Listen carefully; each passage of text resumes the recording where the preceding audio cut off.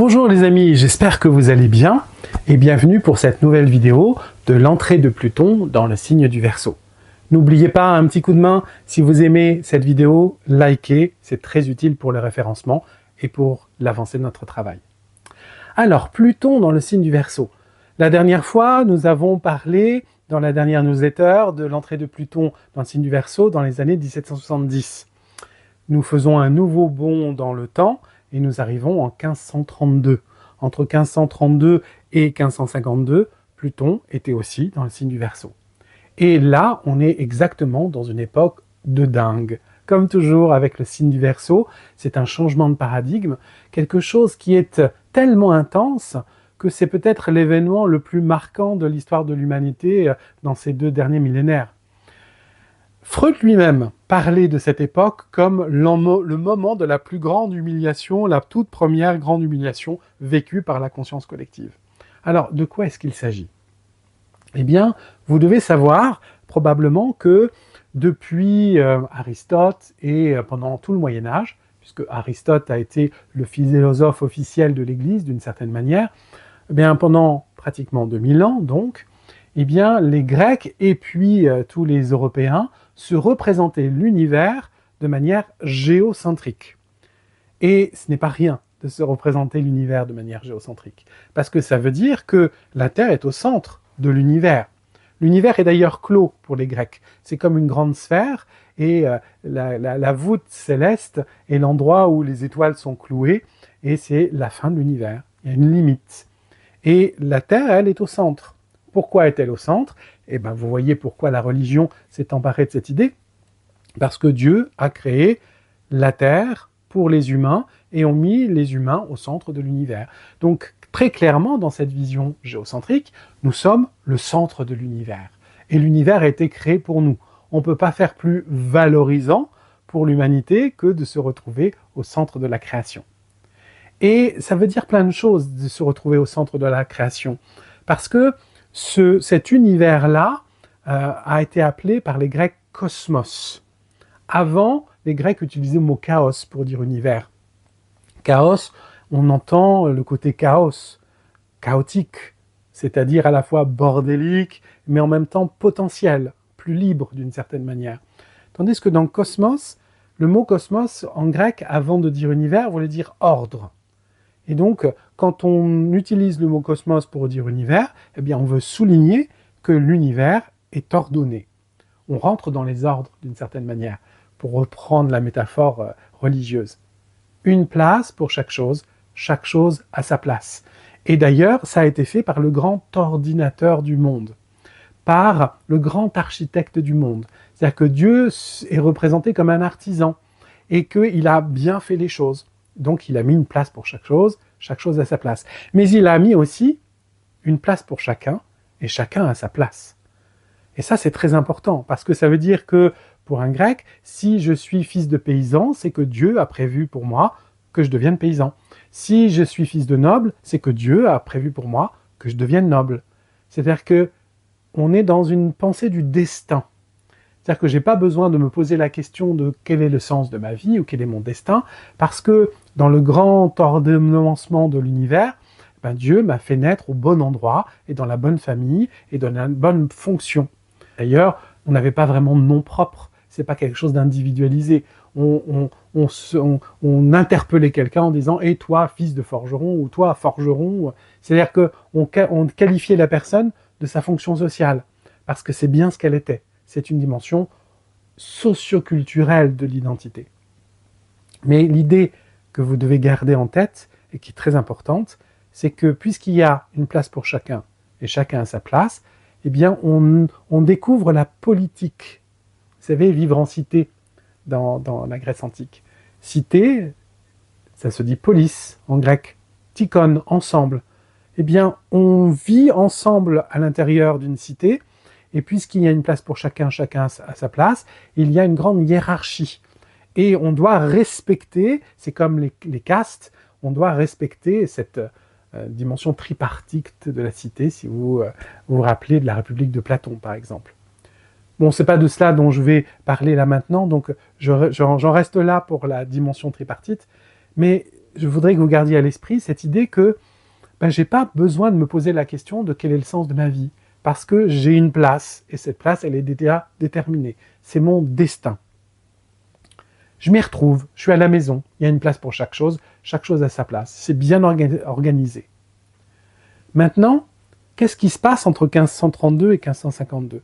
Eh bien, on a un Polonais qui s'appelle Nicolas Kopernik, qui va, en 1543, imprimer un livre incroyable qui s'appelle De Revolutionibus Orbium Caelestium, c'est-à-dire des révolutions des orbes célestes, et qui va faire la fameuse révolution copernicienne. Et cette révolution copernicienne, il publie ça en 1543, l'année de sa mort, parce que heureusement qu'il n'a pas publié avant, ça aurait fait probablement scandale. Un de ses élèves, Giordano Bruno, va être brûlé vif pour continuer à faire circuler les idées que Copernic développe. Et vous connaissez tous la révolution copernicienne, c'est que tout d'un coup, Copernic se rend compte que pour pouvoir rendre compte des mouvements des planètes, il est beaucoup plus élégant, non pas de prendre la Terre comme centre, mais le Soleil. C'est-à-dire de passer d'un univers géocentrique à un univers héliocentrique. Ça pourrait nous paraître anodin. Pour nous, c'est évident que la Terre tourne autour du Soleil et que le Soleil est le centre de notre système solaire. Mais à l'époque, ça change tout. D'abord, essayez d'imaginer que à cette époque, quasiment 100% des gens étaient croyants. Et que dans la version officielle de l'Église, eh bien, la Terre est au centre. Ça veut dire que tout ce que, depuis 2000 ans, l'Église a imposé d'une certaine manière, ou en tout cas a enseigné, est faux. Et donc, ça revient à faire voler en éclats le cosmos, donc une place pour chaque chose à sa place, et surtout ce cosmos religieux, d'imaginer que ça a été créé par Dieu et pour nous mettre au centre. Et voyez pourquoi c'est une humiliation pour l'humanité qui n'est plus du tout au centre. Je ne suis plus du tout au centre de l'univers, je ne suis qu'une petite boule qui tourne autour d'une autre grande boule, une petite planète qui tourne autour d'une étoile, et en plus, voilà, il y a d'autres étoiles, et l'univers devient infini. Donc vraiment, un passage d'un univers clos à un univers infini. Et donc on est dans un moment dans lequel on ne s'y retrouve plus. Ça remet en question l'enseignement de l'Église. Donc si l'Église nous a appris des choses fausses sur ce point, peut-être qu'aussi sur d'autres, est-ce que je peux encore faire confiance à ceux qui savent lire, écrire et qui sont regardés comme des maîtres à penser ? Puisque à cette époque, c'était pas si simple d'être lettré. Donc on faisait confiance aux prêtres pour nous enseigner les choses. Eh bien, ça amène à remettre en question les directives extérieures ou l'autorité pédagogique extérieure pour commencer à penser par soi-même. En tout cas, c'est le début de la Renaissance et de l'humanisme, et c'est cette idée qui va se développer de plus en plus jusqu'au siècle des Lumières. Le soleil est au centre, et le soleil c'est la conscience, c'est la raison, et donc la raison va être au centre. Je suis un point de vue éclairé sur le monde. Eh bien, dans cette révolution copernicienne, on est dans cette idée-là. Mais c'est terrible. Pourquoi c'est une crise ? Pourquoi ça va tout changer ? Parce que ça veut dire que si je n'ai pas une place privilégiée pour ma planète, là, dans ce monde, dans cet univers, ça veut dire que ce que je croyais devoir faire pour la société vole en éclats aussi. Vous savez, tout ce qui est en haut est comme ce qui est en bas, disaient les Grecs. Et donc, puisque tout en haut est hiérarchisé, une place pour chaque chose à sa place, eh bien, dans une cité, il faut que ce soit hiérarchisé. Une place pour chacun et chacun à sa place. Puisque la hiérarchie céleste vole en éclats, la hiérarchie terrestre vole en éclats aussi. Quelle est ma place dans cet univers ? Je ne m'y retrouve plus. L'univers devient insondable, je suis perdu. Plus tard, bien plus tard, Pascal dira « la vue de ces espaces infinis m'effraie ». Parce que si je n'ai pas de religion, parce que c'est pas ce que pensait Pascal, mais peu importe, il y a cette notion que si je ne regarde plus le monde comme un espace sacré, je suis perdu. Quel est le sens de ma vie ? Je ne sais plus. Je suis perdu. Quelle grande humiliation pour l'humanité qui n'est plus au centre de l'univers et qui va devoir, du coup, entrer en quête, en remise en question. Et c'est presque l'apparition de l'angoisse existentielle. Voilà, il n'y a pas d'angoisse existentielle avant, puisque j'avais mon destin. Et là, quel est le destin? Quel est le sens de ma vie? Je ne sais plus. En tout cas, je ne peux plus faire confiance au prêtre pour me dire ce que j'ai à faire.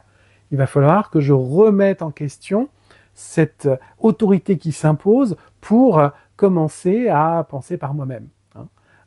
Et du coup, de faire voler en éclats la structure du monde. C'est tout l'enjeu de la Renaissance qui va préparer, bien évidemment, l'avènement des Lumières. Ce n'est qu'une percée, mais quelle percée!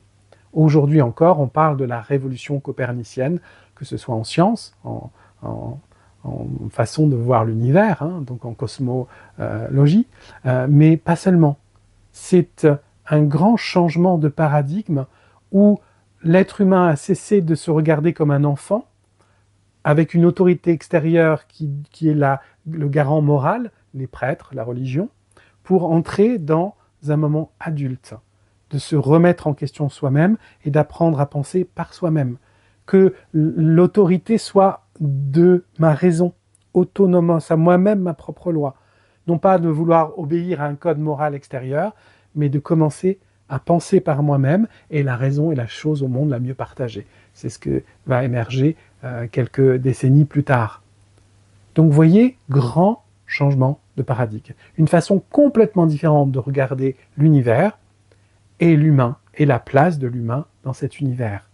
Eh bien, voici ce qu'a amené Pluton dans le signe du Verseau en 1543 avec Nicolas Copernic. Eh bien, c'est dingue.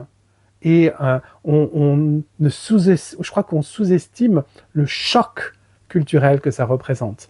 C'est tellement d'ailleurs choquant, c'est tellement difficile à accepter qu'il a fallu longtemps. D'ailleurs, la mise à l'index de travaux de Copernic a été fait par l'Église et ça n'a été levé qu'en milieu du 19e siècle. Donc vous voyez, c'est trop révolutionnaire, c'est trop subversif pour qu'on laisse faire. Et donc il y a eu des résistances. Eh bien, je pense que Pluton, qui entre dans le signe du Verseau, va nous amener quelque chose de ce goût-là, quelque chose de dingue qui va complètement changer notre façon de voir peut-être la vie, le sens de la vie, le sens de l'humain. On va trouver quelque chose dans la communauté de vie qui va révolutionner notre façon à la fois de nous voir, de voir le sens de la vie et de vivre notre vie. Un truc de dingue, comme toujours, avec le Verseau, et de grandes remises en question avec la planète Pluton. Voilà, je ne sais pas ce que ça va donner, mais on peut s'attendre à tout pendant ces prochaines 20 années. Je vous souhaite de vivre cette révolution avec beaucoup de joie d'anticipation.